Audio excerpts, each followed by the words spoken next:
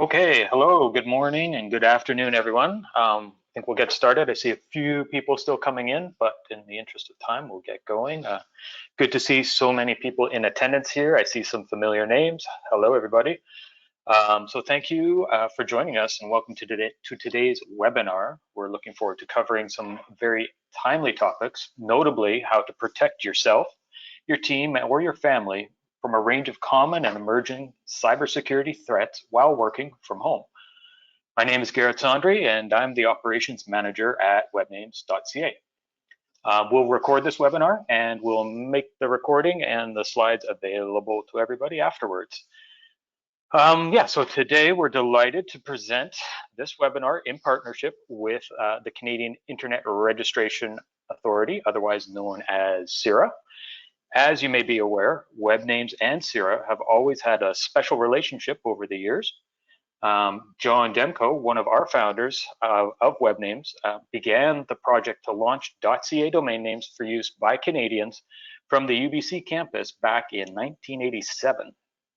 Some 20 years ago, the management of .ca domain names was transitioned to CIRA, and they continue to be the stewards of the .ca domain space. Now in the year 2020, there's more to CIRA than just .ca domain names. CIRA is also at the forefront of Canadian internet security efforts, developing and implementing policies to support Canada's internet community and promoting cybersecurity. And with us today then from CIRA is John Lewis. John is a product marketer on the new products team at CIRA, responsible for bringing new products to market that aren't .ca domain names. John brings a background in consumer and organizational behavior, which fits well with cybersecurity. He prefers to approach cybersecurity from a people angle instead of a technology angle, using topics such as corporate training, motivation, conflict, change management to talk about cybersecurity problems and products. So John, welcome and thank you for joining us. Awesome. Thanks for inviting me, and thanks for the introduction. Want to punt over the slide to me, and I will absolutely myself out. There you are, sir. Show my screen. Yeah, there you go. So before John goes and does his thing, there's lots of people on the webinar today, which is fantastic. I think for questions, we'll do questions, queue them up in the webinar platform if you don't mind, folks, and then we'll either answer them as we go through. We've got some people on the sidelines who can help with questions, or we'll queue them all up for John towards the end. Awesome. Great. I guess we should get started. So again, thanks to everyone for joining today. My name is John Lewis from the CIRA team. Today we're going to talk about protecting yourself, your small business, your family. Applies to everybody if you're a student, whatever you are. Basically how to stay safe online when you're working, studying from home. These are very interesting times, and cybersecurity is extremely important in situations like this. So we're going to talk a little bit about that and yeah, how to stay safe. Let's make sure that my slides work. Oh, I got wacky transitions turned on. That's all right. So yeah, this is my beautiful face. My name is John. I'm on the product team at CIRA. So yeah, we just bring pretty much things to life that are not .ca domains. So we've got an awesome .ca team. They do their thing, and they're pumping out all the fun ads and the fun products around .ca that you see and likely interact with. But I'm on the other side of the house where we try to build other things. There's so much going on at CIRA that's more than domains. I think that's what makes this space so interesting. We've got registrars like Webnames doing things like email services, website builders. There's so much more than just buying domains from them. And likewise from us, there's more than just keeping the domain of .ca up and running. So this is kind of a snapshot of what CIRA does. So very well familiar with .ca. Talking a little bit about cybersecurity, but we actually just do so much more than that. So we actually provide our registry services. So what keeps .ca up, we actually provide to about 11% of the world's country level domains. So countries like Spain, Chile, New Zealand, they basically run what we run. So we help the broader internet around the world stay up and running and secure. But then we also do a lot for the Canadian internet landscape as well. So we're a nonprofit. The profits that we make from .ca domains from our cybersecurity services go back into the Canadian internet landscape. So so many things that we do here, like we support internet exchange points to basically build a robust internet for Canada and keep data within Canada. We have a direct granting program where we actually just give money to organizations around Canada trying to build internet infrastructure in like rural and indigenous communities, or digital literacy programs to teach kids about staying safe online. So many types of programs that we support, and the master goal of all of this is just to make the Canadian internet and the global internet as well just better, safer for everybody. So that's what we're all about. But today we're going to talk a little bit about cybersecurity. So today's kind of agenda, we're going to talk about why cybersecurity matters, even for families, households, and small businesses, of course. We're going to try and talk about this in a way that's not super technical or super complicated. So hopefully I don't speak too fast and then start running off with acronyms and stuff. I'm going to try my best not to do that. We're going to talk about some of the risks that are happening today with working from home and with COVID-19. Cyber attacks and cyber risks are always around, but they are definitely amplified in a time like this. So we're going to talk a little bit about what those are. And then we're going to go through a handful of just simple things that you can do to protect yourself while you're working from home, or you're studying from home, or even just being at home. You don't have to be working to use these tips. And then at the end, we're going to close off with some freebies that you can walk away with. I love giving freebies at the end of a webinar, so definitely talk about some of those. So let's get started. Before we get started with really anything, I really just want to reiterate like what a cyber attack can mean to somebody. It is more than just big businesses or big banks losing millions of dollars and millions of rows of data. Like we see those in the news, but cyber attacks happen all the time, and we're actually probably familiar with a lot of them. I think one of the most common types of cyber attack is what we call a phishing attack. And a phishing attack is where somebody tries to fraud you out of your information or your money or your login credentials. Pretty much everybody in attendance today has probably gotten a fake text message from the CRA or a fake phone call from a CRA. That's kind of in the bucket of what I would call cyber attacks. So that is a cyber attack, and falling for those can mean a lot of different things. You could lose access to your email accounts, your Netflix accounts. Your identity can be stolen, or your identity can be leaked. So somebody could share your address or your phone number online. Obviously, your money can be stolen. So somebody could get access to your bank account or your credit card information. They can use your identity to do those things as well. If you're a small business or an individual, your reputation can be hurt. If your small business website gets taken over or your email gets hacked, people can use that to just hurt your reputation. Your devices can be held for ransom. So what this means is that you download somebody tricks you into downloading some bad software or some bad code, and then it basically locks your computer up. So you can't use it unless you give the hacker a bunch of money. And even if you do that, it's not a guarantee that you'll get it back. So we call that ransomware. And that's a massive problem, especially for small businesses these days. My mom works for a little real estate company up in Muskoka here in Ontario, and she got hit with ransomware and her firm last summer, and it was a pain in the butt to try and fix. Massive problem for small businesses these days. And finally, and I think almost most importantly, is that your one device or your one account, if it gets compromised or hacked, it can actually impact other people and other devices. So if you've got one device that you're using for work and for personal stuff, if you get hacked on your personal side, your work stuff can be compromised. That means that other people in your organization can then be compromised, or other people in your school, or other people in your household, other devices in your household. These things have a bit of a network effect where hacking one device can start leading to problems in other devices and accounts. So cybersecurity isn't just a you thing or a one person thing. Taking practices for just you can protect other people outside of just outside of yourself. So definitely super important. And I think the one that a lot of people obviously will care about is your money being stolen. Very easy to lose money there. So let's talk a little bit about what kind of cybersecurity problems or challenges are happening these days. And there's two buckets that I like to look at. There's COVID-19 threats. So these are very dedicated attacks that we're seeing that are explicitly around COVID-19. But then there's also just general threats that are kind of always existed, but we really feel them right now because so many businesses are going to remote work for the very first time. So these don't necessarily have anything to do with COVID. They're different types of problems, but they are basically married to the whole COVID problem because these two things are happening at the same time. So there's a bunch of different problems in both of these buckets, and we're going to talk about how to solve those today. So let's start with COVID-19.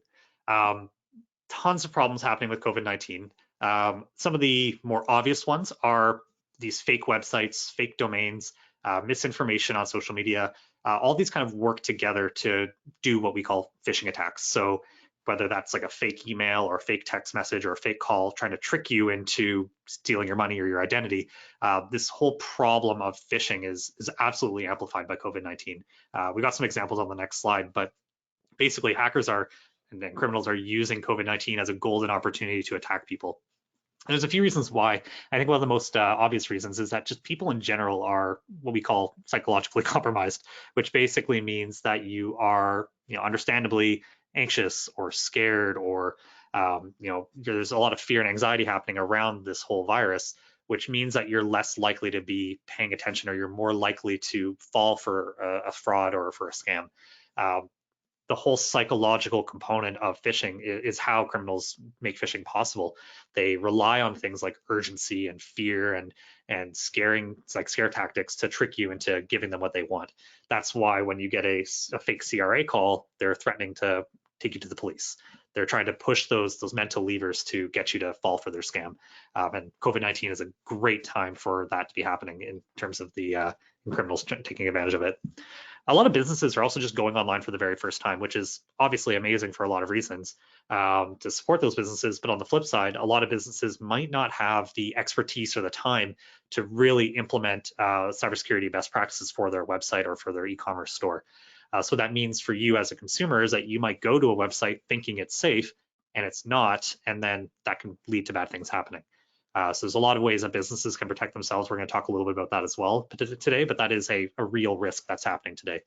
But just in general, we're seeing so many different types of attacks hitting hospitals, the World Health Organization, welfare and social services in countries like Italy, just lots of criminals looking at these organizations that are super important right now and just hammering them with attacks, whether that's phishing, people-centric attacks, or technical attacks like ransomware and malware and all those things. So here's a couple of examples of what we see on COVID-19 phishing scams. Lots of scams are relying on kind of the content around things like government financial relief, like here's how you get the money that you need for like employment insurance or for the CIRB, things like that. Fake charities asking for monetary donations, people pretending to have, solutions or test results around COVID-19, public utilities being shut down, threatening to be shut down because of COVID-19. Lots of ways that scammers can pretend to be other people to try and get you to give them money or login credentials in this very troubling time. So on the bottom there is an example of a text message saying, click here to give us all your personal information and we'll send you your $13,000 or $1,300. There's another example of an email on the right-hand side where it's saying, give us your password because we have, inappropriate photos of you from your webcam. And if you don't comply, we're going to steal all your money and we're going to give you coronavirus. It's absolutely terrifying to see these. It's absolutely horrific, but this is what criminals do. So it's important to be aware of what they're trying to do. So then there's the other side, which is work from home. Work from home does bring a ton of challenges that have always existed, but they're really amplified right now, especially because so many businesses or not even just businesses, schools, everybody's staying home, working from home for the very first time. So there's a lot of things that you might not have thought about before. Like if you're working in an office with an office computer, you probably have an IT team who's helping you out and making sure that you're staying safe. But when you're home and you're using like your personal computer, on your personal Wi-Fi, you've got friends or family inside of your house, roommates, things like that. You're using new tools like Zoom or cloud services to do your work or your studies. All of these things bring risks to them that you now have to manage because you might not have an IT team behind the scenes helping you out.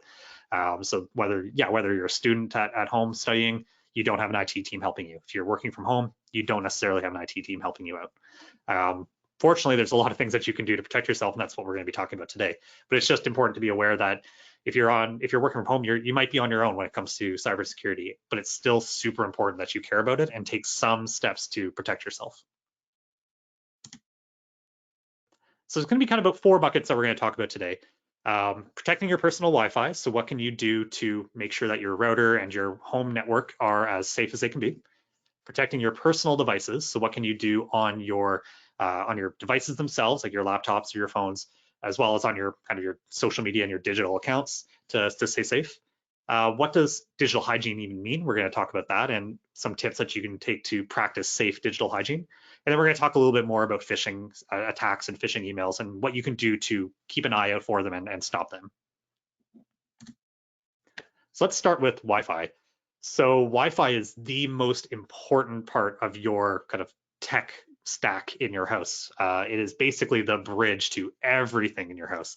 Your router and your Wi-Fi network is how every device in your house speaks to each other.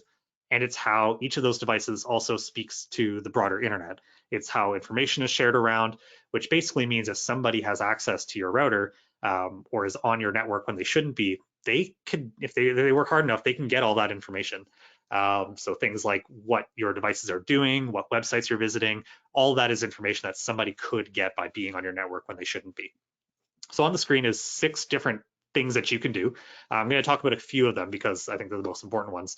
The number one thing that you should do is just change the password on your router. And I think we've prefaced in the kind of all the emails and the blogs around this webinar that this is not going to be a technical deep dive. It's not going to require any things for you to do that are deeply technical.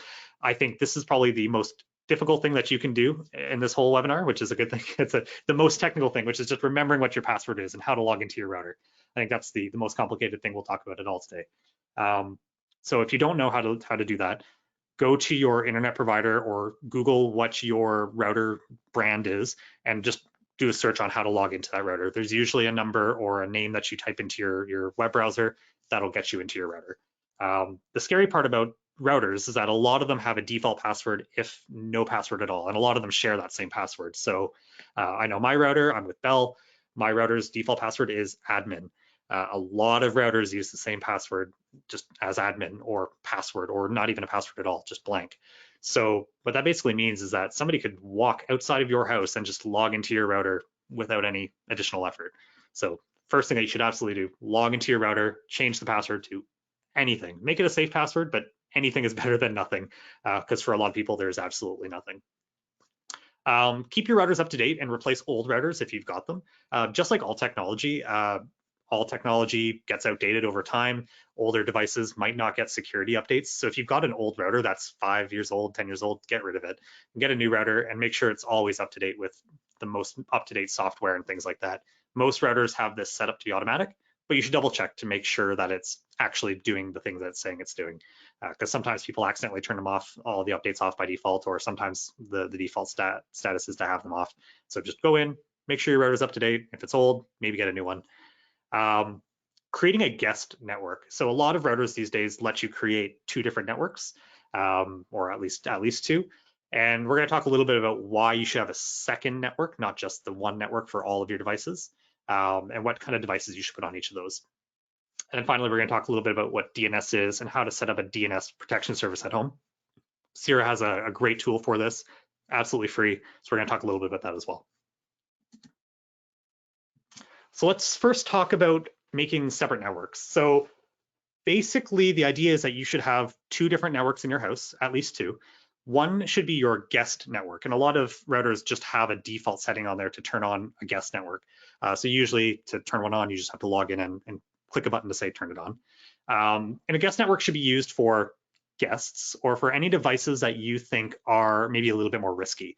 So, if you got friends visiting or guests visiting, they should use that network because you don't know what's on their devices. They might have some bad viruses or bad apps on their devices that you don't want in your network. Smart devices like smart speakers, smart TVs, often you want to put them into a guest network because they're pretty prone to getting hacked. The last thing that you want is to have some kind of Internet of Things toy that is outdated and then it's connecting to some bad actors. They're stealing all your data and you don't want that to be inside your network. And then even things like children's devices. Again, the idea is you have all these devices that you don't know what's maybe happening to them. So you want to put them into their own dedicated network. So it keeps them away from your actual important devices. There can be some problems with this if you make a hidden network or if you use something like a VPN for your work devices and your personal devices like a laptop. Sometimes that breaks things like smart devices. Sometimes they need to be on the same network to work. So just be aware of that. But the long and the short of it is you should definitely have a second network that is used only for your most important things like using work devices or work phones. If you don't want to use a second network, definitely get something like a VPN. We're going to talk a little bit about what a VPN is in this webinar as well. But the idea is if something bad happens to one of the devices on one network, having everything else on a separate network means that they'll stay a little bit more safe. They're a little bit more segregated. The other thing that you can do, and this is maybe I lied, this is actually the most technical thing that you can do, but it's not hard, I promise, is to turn on a public DNS service that offers some level of protection. So quick summary about what the DNS is. The DNS is basically the phone book of the internet, or the address book of the internet. It's how your web browser, when you type in a domain name, looks up the website around the world. Hackers and bad actors can use the DNS to either basically trick you into going to fake websites, or they can use the DNS to turn on any bad code or bad software that they've tricked you into downloading. All routers have some sort of DNS address put into the router by default, but usually this is just a basic one that offers no protection or privacy or anything like that. It's just the standard that your ISP, your internet provider, will give you, and it's just to make sure you can get on the internet. So what CIRA has built is we've actually built a service called Canadian Shield, and it is a free public DNS service that any Canadian can use. It's designed specifically for Canadians. And to turn it on, all you have to do is go into your router. There's going to be a spot that says DNS settings. So you click that, and there's going to be a number there, and it's going to be like it's going to be 4 numbers with periods between them. Basically, you're just going to replace that number with the number that's on our website. We'll give you the link to that at the end of the webinar. That's really it. You just have to save that, and then you've got basically all of your web traffic kind of goes through us instead of going through Bell or Rogers or Google or somebody else. And what we do is we actually look at we actually have a big list of all the bad websites out there, or most of the bad websites out there. So whenever you try to visit a bad website, we will actually stop you and say, hey, that site's known to be bad. We're going to stop you from going there. That's what this does. And the benefit of doing it on your router is every single device in your house will just be protected automatically. So you don't have to worry about downloading apps and downloading 10 apps onto 10 different devices. It just automatically works for everybody onto your network. So definitely set up something like that. So next we're going to talk about personal devices. I was talking about it a little bit earlier, but if you have a personal device that gets compromised, so if you download a virus onto one of your personal devices, like an iPad or your personal laptop, that can actually put other people or other devices at risk if they're in proximity. So when I say proximity, I mean, are they on your network? Are they an account on your device? So for example, if you use your personal device for your work email, and somebody takes over your personal device, they've now also got access to your work email. This is super important in households where you might have shared devices. So you might have kids using your devices, or you might have roommates sharing your devices. And I guess the question that I would always ask is, do you know what those people or what your family or what your children are doing on your devices? Do you know what they're downloading? Do you know what websites they're visiting? And the answer is that you probably don't know. And they might accidentally download bad stuff, which is obviously bad for you because it means that your other stuff can get compromised, like your school information or your work information. So there's a ton of best practices on the screen as well for how to protect your personal devices. Some of these are some of the more common ones that are very easy to do. Make sure you always update your devices. It's very tempting to hit snooze on the operating system updates for your phone or for your computer. Definitely don't snooze those. Definitely update as soon as they come in, because often those updates have super critical updates for your computer that are, patching bugs or implementing new security tools that you didn't have before. So definitely update your devices. One of the most important things that you can do. If you can, don't share your work device with others. Again, you just don't know what those other people are going to do, or you might even have confidential information on your work device that you don't want others to see. When you're not using your devices, lock them or turn them off. Again, super important in a shared environment where you don't want to leave your work laptop unlocked and then have your roommate or your kid accidentally do stuff onto the computer that you didn't want them to do in the first place. Create backups for all of your files, your devices, your services. There's lots of services out there that can do this super easily for you, but it's always nice to have a backup of all your photos, a backup of your computer if you can, just in case something wrong happens and you need to get a new device. That makes it just so much easier to switch on over. This also includes things like any of your web services. So like if you are a small business and you've got a website or you've got a like a CMS or like a marketing tool, try to have backups of the things that you're doing in there as well, like customer lists or invoices, things like that. It's super important to have backups all the time. Only download approved apps from approved stores.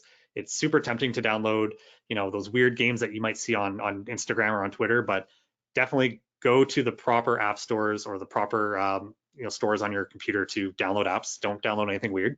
Only download things that are reputable. And then use an antivirus software and use a VPN to access your important systems at home. So we're going to talk a little bit what a VPN is as well, because I think VPNs are super important. So what is a VPN? And you guys can be in awe of my very sophisticated chart that I built here to explain what a VPN is. What a VPN is a virtual private network. And all this is basically a secure tunnel to access some other network on the internet. So a lot of VPNs are used for people to access their school or their work information when at home, because it's just a direct path to their office. You can almost think of it as like if the internet's just a series, it's like a neighborhood. There's a lot of little roads that are going around so you can get to all the houses. Anybody can look at those roads that you're on and watch you drive to somebody else's house. What a VPN is, it's almost like an underground tunnel that nobody else can see, and it just gets you straight to your work or straight to your school or whatnot. And it just adds it's a very secure way of making sure nobody sees what you're doing on the internet.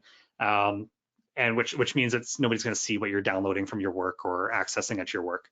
Tons of VPNs exist out there, and so just look for a good reputable one, or if your organization has one, use one. It's very important. I'm on the VPN right now for CIRA because we've got a lot of confidential information about how .ca works, and I don't want anyone to accidentally snoop on that through my personal device. Definitely use a VPN when you're using a personal device for work stuff, and if you're on public Wi-Fi. So hopefully we're not on public Wi-Fi right now because we should all be at home. But if you are on public Wi-Fi in the future, a VPN is a great way to make sure that somebody's not sitting in that Starbucks with you, creeping on what you're doing. All right, digital hygiene. Digital hygiene, I think, is one of my favorite things to talk about with cybersecurity because it's so easy and it feels so good once you start doing it. Basically, digital hygiene is all the things that you do to keep yourself clean and tidy on the internet. So that's everything from unsubscribing from junk emails, deleting old accounts that you're not using anymore. Basically, everything that you have on the internet, every account that you have, every social media profile, every file that you upload to the internet is a point that somebody can use to either attack you or learn about you and then use that to, social engineer you or to, impersonate you or something like that. So what digital hygiene basically means is just wrangling all that mess that you have on the internet and getting rid of as much as you can. So for example, getting rid of junk emails feels so good once you get rid of them, because if your inbox is just getting filled with junk and you're ignoring a lot of it, it's very easy to accidentally click on a fake email. Or if you have an old account that's 10, 15 years old, what happens when that account gets hacked and it's connected to your other accounts? You want to delete these old accounts that you're not using so that doesn't happen. But the most important thing that you can definitely do when it comes to digital hygiene is making sure that every single password that you use is strong and unique. So to put this into context, if you have an 8-character password, and this is kind of any average password, it takes about 5 hours just to crack that with some basic tools. This is not a very sophisticated way of hacking passwords, but for all meaningful purposes, it takes about 5 hours. If you just make your password a few characters longer and make it 12, that now takes about 200 years to crack. Obviously, a massive difference when it comes to trying to break into your account. So, and then obviously, if you go even longer than that, you get into the millennia or the centuries of, at the very least, of how long it takes to break into your passwords. So, on the screen is a bunch of best practices for passwords. Most people should generally be aware of these, and I think a lot of people kind of ignore these best practices because it's a pain in the butt to manage all these passwords.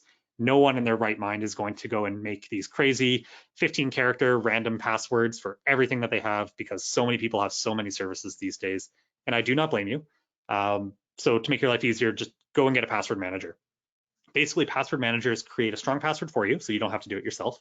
When you try to log into a service or into an app or an account, the password manager will auto-populate your login information, so you don't have to remember a password ever again. They work on your phone and on your computer, so you don't have to worry about trying to remember weird passwords on your phone. And personal accounts are often free to get, so you don't actually even have to pay for a password manager. So it's a very easy and free way to just make a massive part of your life super secure. So just kind of going in a little bit more about why password managers are great. Not endorsed by any of these password managers. I think these are just 4 of the most popular ones that I'm aware of, at least. These are some of the more reputable ones. There's tons out there. do your research before you grab one, but they're just a very easy way to manage all these super complicated passwords that you want to create.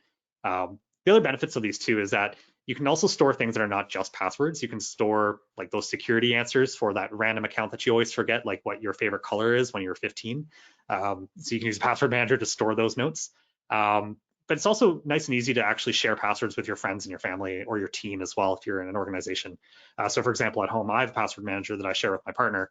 So we use that to share like our Netflix password, our Crave password, our Amazon password. So when we need to log into those accounts on the go, I don't have to bugger and say, hey, what's the password for Amazon? Because it's under your name.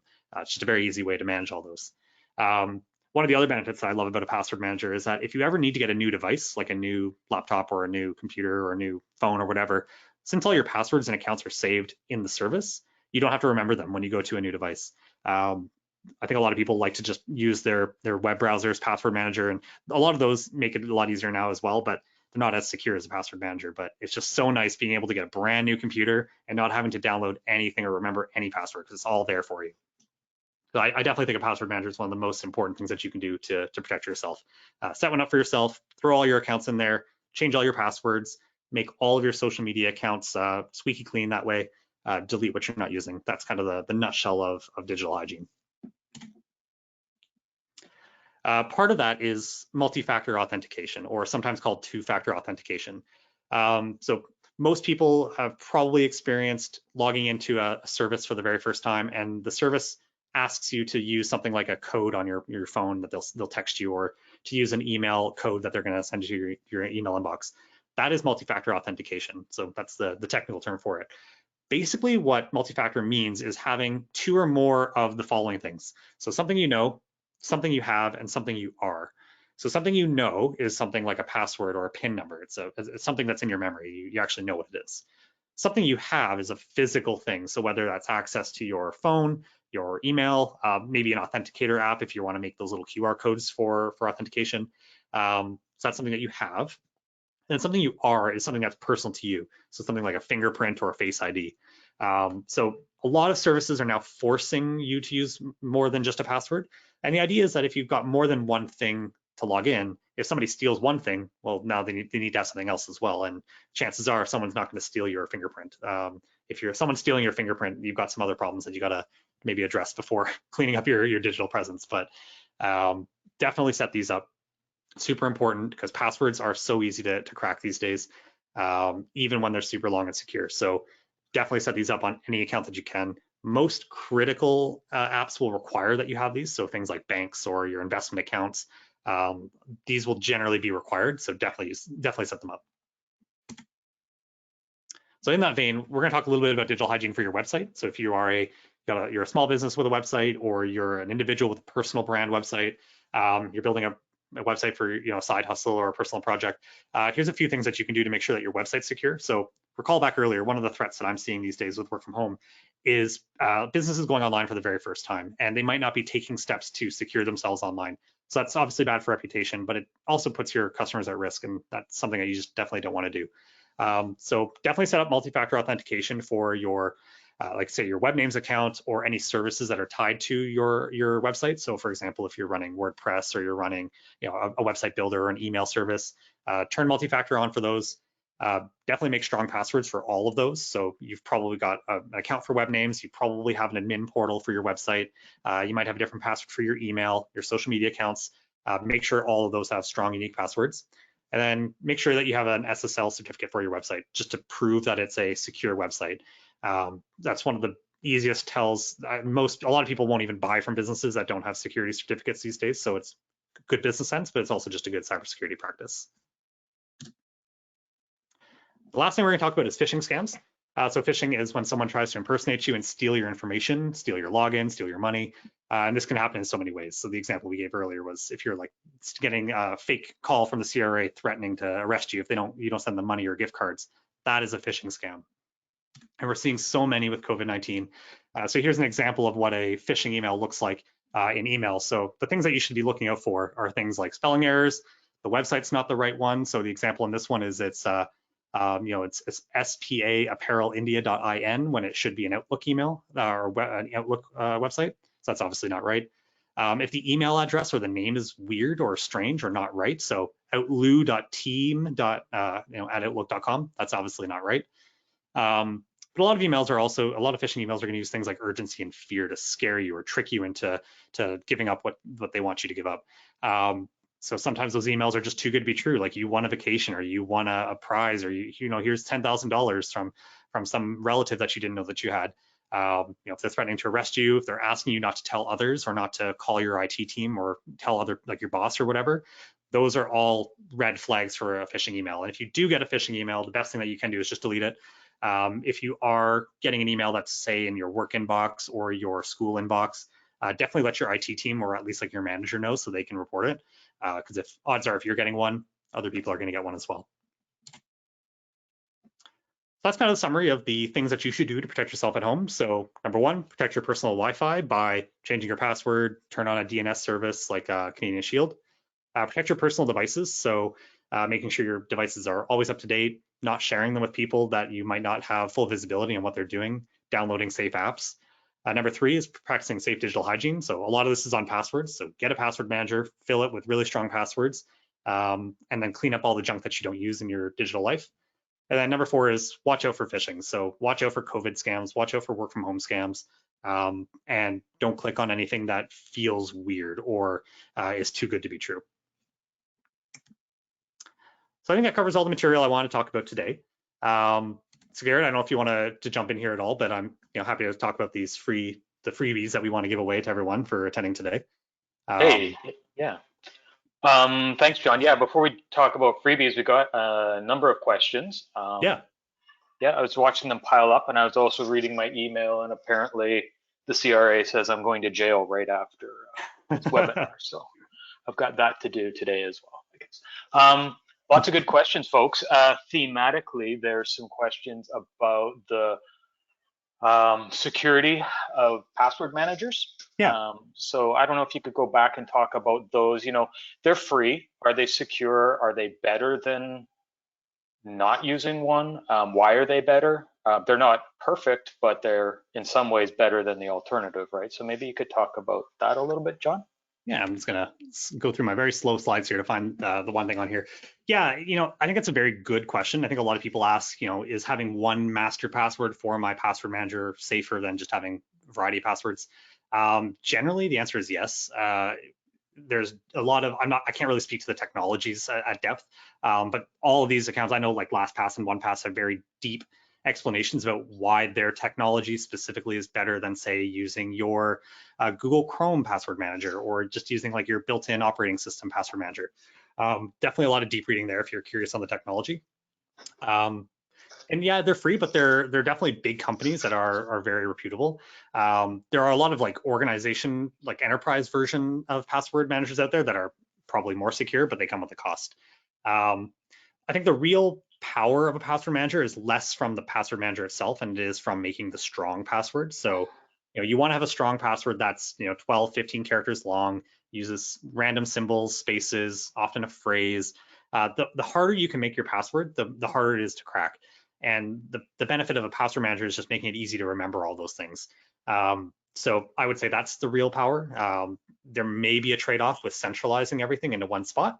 I think that's a pretty small risk, but you're definitely getting a big benefit by just having a ton of unique, strong passwords, because all it takes is having the same password for 10 different accounts. When one person gets into one of those accounts, if you're using the same password for the other 9, all 9 are gone. This gets really bad with email. Like if you lose your email account, that's usually the master key into all of your accounts, because people can start resetting passwords and all that and locking you out at that point as well. So, I think it's fair to be concerned about putting all of your passwords into one place and into a third-party tool. I think that risk is super small compared to the benefit that you get of just having all of your passwords be super unique and super strong. Mm-hmm. Yeah, absolutely. And I think, yeah, for those that might be concerned about putting all their eggs in one basket, i.e. all their passwords in one place, the key there is that your credentials for the password manager they need to be complex, right? Yeah. And they need to be secured with a second factor of authentication. And the power of those two things combined produces something that's fairly impenetrable. It's something that you would want to do individually on each individual site, but nobody has time to individually create and manage individual passwords on individual sites with two-factor on it. So take all that heavy lifting and all that maintenance of unique passwords, put it in one place. Yes, that's potentially can be perceived as a bad idea, right? But then you secure that password manager sufficiently with a very strong password of your choosing, but it's got to be long and it can't be your dog's name. And a second factor. A lot of mobile devices have apps for these platforms that use biometrics as the second factor. That'll be your face unlock or fingerprint. And it makes it quite effective. And once it's up and running, it's fairly maintenance free. You can get into sites quickly and easily. There's very, very little downside. Another thing to think about for folks that are in business is where your passwords are for your business. If something were to happen to you and you need some sort of succession, short-term or long-term, you know, at Webnames, we deal with people losing passwords a lot.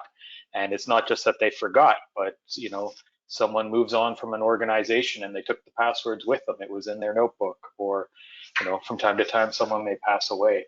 So in all of those cases, password managers actually help because you can have more than one login. You can delegate these things to a family member or somebody else that you trust who can get in to some or all of your passwords there. And it creates a safety net for you should something happen to you and you want to avoid a risk to your business about losing credentials, especially credentials you don't use very often. There's really no downside to the password managers. Yes, they're free, but they're all pretty much gateway products to a paid version. So for example, one might be free for you to use as an individual, but if you want to share it with somebody else, that's where you'll be paying. So they're not free forever necessarily, but you as an individual can certainly use them on an ongoing basis. There are definitely enterprise versions of these as well that have really amped up security. If you are a business looking for something extremely secure, those definitely exist. But as you say, Garrett, those obviously do come at a price as well. Yeah, like I think to get into my password manager, you need to have the password, which is crazy long and complex as it is. Then you need to get into my phone. So that's already a PIN and PIN, Face ID, or something else. And then there's actually an app in there that generates a one-time code every 60 seconds. That's how you actually get into my password manager. So there's several steps involved, and some of those are personal to me. So unless you kidnap me and steal my stuff and steal my phone, like you can't get in.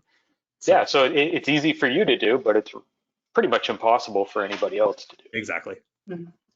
Hey guys, this is Juliana here, just chiming in. We've got a couple of other questions, so we'll probably stay on a little bit longer for those people who want to stay on. However, John, I was just wondering if you could go over some of the awesome offers that CIRA has for this audience before we hop to a couple more questions, just in the interest of time for people that might need to jump off. Totally. So the first thing that I think is, we've already talked about this at length, is Canadian Shield. So that's a new service that we actually just launched today.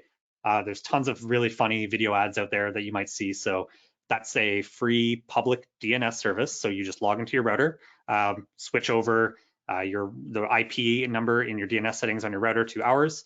You can learn about that at the website that's on the screen. So that's webnames.ca/cybersecurity tools, cybersecurity-tools rather. So you can learn everything about Canadian Shield there. That's a free thing, free forever. It's awesome because we're not a private, for-profit entity. So we don't steal your data. Your data stays in Canada.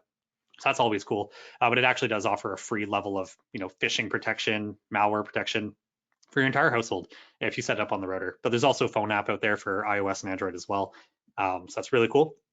We've also built a cybersecurity for remote workers training course. It's actually out of our, CIRA does have a training platform for small businesses and for enterprises. So we've actually made a course from that library for free that anybody can download. It's also on the address on the screen as well. So you can go there, download that course. It kind of goes into more depth about what we talked about today. So if you are interested in something that we talked about today, but I didn't go into depth enough, that course should cover it. So share that with, read it yourself, share it with your family. If you've got a team or, employees that work for you, send it to them as well. You can download that on the website as well. So And if you are a small business interested in hopping onto an actual enterprise training platform, you can learn about that on the Webnames site as well and get a little demo of that probably from me.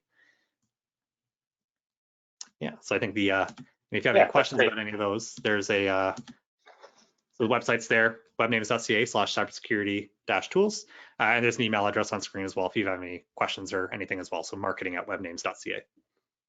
Do you have time to answer one more question? One of the more popular ones that have been listed? Yeah, I'm okay, happy awesome. as long as we need to answer whatever questions we want. Okay, great. We'll hit a few more quickly. Garrett, I'll just ask one and then I'll leave the rest to you, sure, because I've seen this one come in a few times. So we talked about VPNs and routers a fair bit, very important first layer of security. We've got this question: should I buy a router with built-in VPN?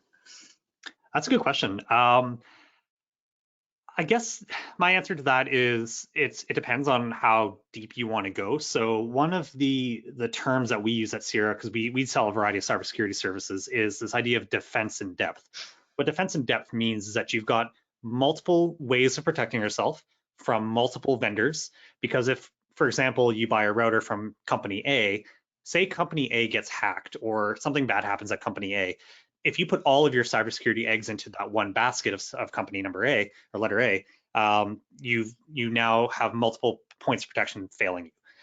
So if you want to get really deep, I would argue that you should maybe have a separate VPN that's from a different company, just in the off chance that your router company gets hacked or your router model gets compromised with some 0-day vulnerability that nobody's solved yet. I think that's taking it to the extreme. I would say anything is better than nothing. So if you're not using a VPN right now, definitely I think a VPN on your router is a great idea. Sometimes VPNs on routers can do some wacky stuff with things like DNS security, like our Canadian Shield. I know we've gotten some technical issues with VPNs on routers not playing nicely with, say, our Canadian Shield service. But again, anything is better than nothing. If you want to go really far, separate your security layers as much as possible. That's really good. Another point or clarification I'll throw in there about VPNs and routers and stuff is, remember what John was saying is that VPNs are a connection between 2 points. So it's not just you connecting to the internet, it's you connecting to something very specific like work. So in that scenario, you're running a VPN client and you're connecting to a VPN server that's physically at work. When you run these things on your device, like your laptop or desktop, you connect that one device to work. If you buy a router that has a built-in VPN client and connect it, you're potentially connecting everything in your house to work, which probably isn't a good idea if one of those devices is not under your control, like a kid's phone or something like that. So a client is typically best run right on the one device that you want to connect. Now, flip it around, I think what's more common on routers when they talk about VPN is that it is a VPN server. So not to get too technical, but it turns the equation around. And where you would use this is if you are at Starbucks on your laptop and you want to connect to the internet, but you don't want to tell Starbucks everything about what you're doing, you actually connect via VPN back to your house, back to the VPN on your router. And then from there, you go out to the internet. So it's like a little shortcut back home. And once you connect, it'll be just like you're at home, but you're actually at Starbucks. So it gives you a layer of security. You can access things that are at home on your home network securely. So categorically, yeah, I would kind of agree with John, not to put all your eggs in one basket, but two, also just remember a VPN isn't just a single thing, it's two things. It's always one thing connecting specifically to something else. And you need to kind of think about what those two things are and have a purpose for what those are. Typical one is a device at home, a laptop or a desktop connecting to work, and the VPN server is at work and is provided by your employer. That's great. The final point I'll make about VPNs is that there's tons of them out there, so definitely do your research before you adopt one. Generally with VPNs, you get what you pay for. So if you're going to use a VPN to amp up your security, definitely look at some paid options from very reputable companies. Go to an established, reputable journalist group, like say like The Verge or PC Mag or any of those websites or journalist groups that are very reputable in their research, and learn from them what tools that they recommend. It's just super important when it comes to cybersecurity and your kind of digital life. You don't want to go with free random things that might not be vetted. You want to go with something trustworthy. So do your homework and get something that's going to be really actually good for you. Mm-hmm. Yeah, Great. that's great. I have one question here that that's very timely, and it is, have you spoken about Zoom bombing platforms? It says pros and cons, but I don't really know. Everybody's talking about Zoom, and we haven't really addressed using Zoom yet at this point, and so people want to know if how safe it is and what recommendations we have about that. There's definitely a lot of really good deep dives on Zoom from a lot of these technical publications. I definitely recommend reading if you're really interested in what the nitty gritty of Zoom. A lot of those organizations like The Verge talk about this at depth. The perspective that I have on it, at least, is I think it is for individuals just trying to chat with their friends, their family. It's generally okay. There are some basic cybersecurity, or not even cybersecurity, but basic things that you should do when you set up a Zoom account, like set it up with a password, make sure that password's not just password, right? So if you're going to talk with your family or your friends, you can just give them the password, right? I think by default, Zoom accounts are set to public, so anybody can just access them. You want to turn them to private, and that might be the whole password functionality there. But there's just a few settings when you create a Zoom account that are, I think, turned off by default that should actually just be turned on for your safety. So just take a look at those settings when you turn one on. Don't post the link to a Zoom meeting publicly on social media, for example, if you're trying to do something private. For work, I think it's a little bit of a different story. A lot of organizations are banning Zoom for work stuff because of the security risks. I think I would generally agree with that. So at CIRA, we've done that actually. We're not allowed to use Zoom. We have an enterprise tool that we've bought that we use for our communications, but I think it's generally okay as long as you just take those couple steps to lock it down. Definitely take a read at some of those many articles that are being published about what to do with that situation. So we could probably share out a good article as a follow-up to this. Yeah, we have a few. We're happy to do that. So we'll include some up-to-date info about Zoom. I'm going to ask you a last question here because you touched on this, John, as a personal experience that even your mom had at her business around ransomware. So what recommendations do you have for victims of ransomware and how to handle that? Oh, that's a tough one. You're gonna have to mind my technicalness here because I'm not super versed on the technicalities around what ransomware, but I think the biggest thing that you can do is just prevent it in the first place. So having safe passwords, watching out for phishing emails. Phishing emails are a very common way for businesses or individuals to get hit by ransomware. So preventing the problem in the very first place I think is your best measure. So don't download weird stuff. Don't click on bad emails. Don't download attachments from weird emails. Having safe passwords for all your accounts. That is I think the very first thing that you should do to prevent ransomware for yourself or your organization. I want to say have rigorous backups. Backups are a very important thing. The problem with backups is that if you are not careful with your backups, sometimes ransomware can come into your organization and then not even turn on for several months. And by then your backups have also been compromised. So I guess be careful with things like that. This is where cloud services come in handy because you can't lock down a cloud service when it's somebody else's service. So for example, if you're a small business running your website on a web service like your Webnames website hosting, like if your device gets locked down, your website might be safe because it's in a cloud service. So I think those would be the three things I look at. So just general prevention, don't click on bad stuff, have backups anyways, they're good to have. And trust some cloud services as well to back you up as well.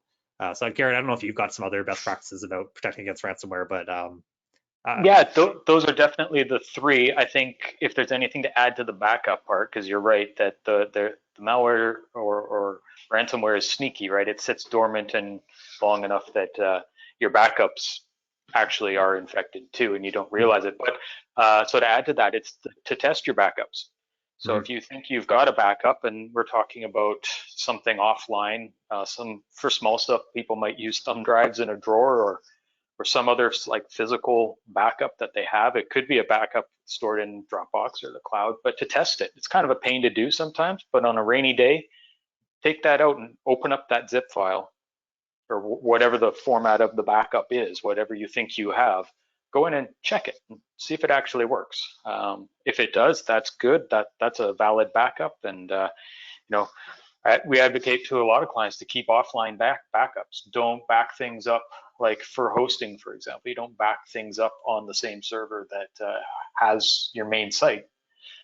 Physically separate them. I keep stuff completely offline on separate drives, and some might think it's overkill, but once you kind of start doing it, it's not that big of a deal. But so anyways, John, to add to you, to what you're saying, just test your backups periodically, make sure they actually work.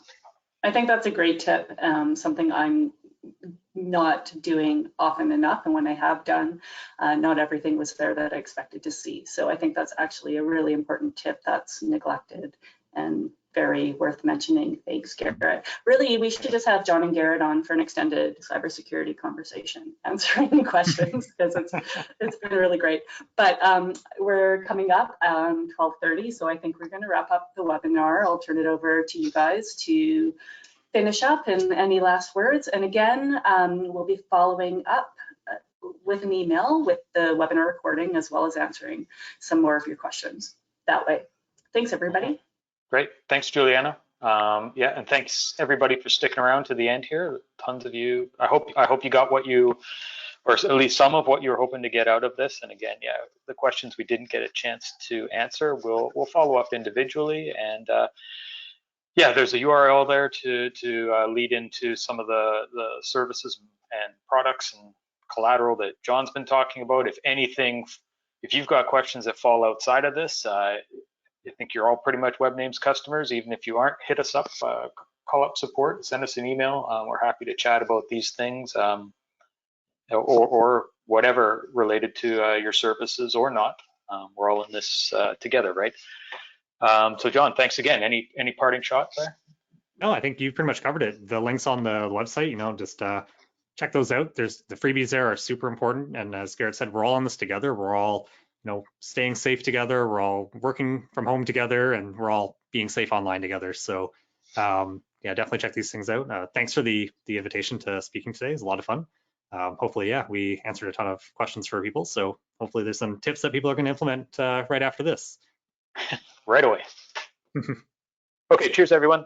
Have a good day. Thanks a lot. Until next time.